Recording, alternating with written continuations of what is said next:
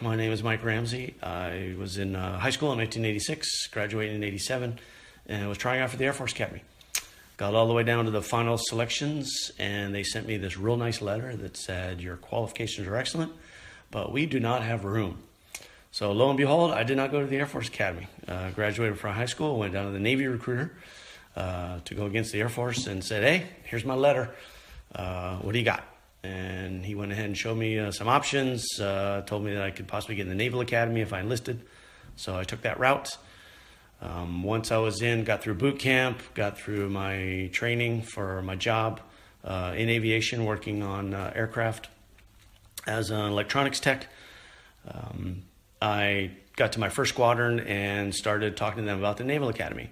Well, I left it up to them and was hoping they would get the paperwork together.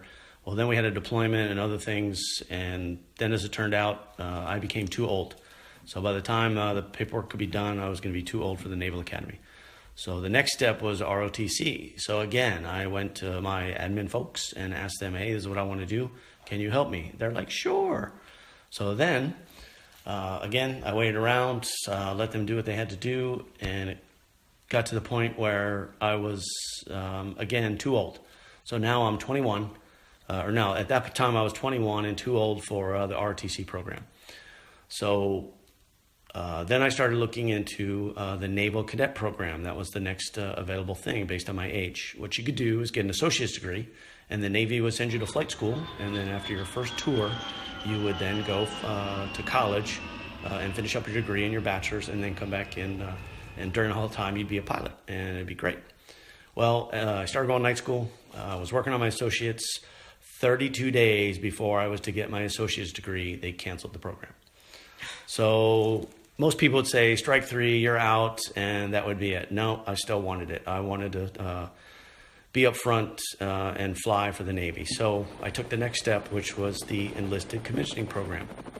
What that is as an enlisted person, you have to have a degree.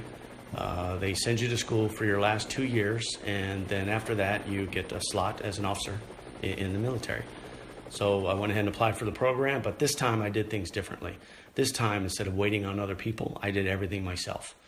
Did all the paperwork, I got all the deadlines, found out what type of things had to be done, I got the other officers for interviews.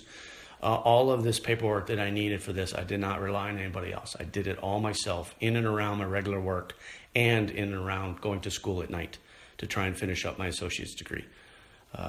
So lo and behold, after getting everything together, I was way ahead of the deadline, got the package in about September of 1994, and December of 1994, I got a letter from the U.S. Navy that said, congratulations, you have been accepted into the enlisted commissioning program.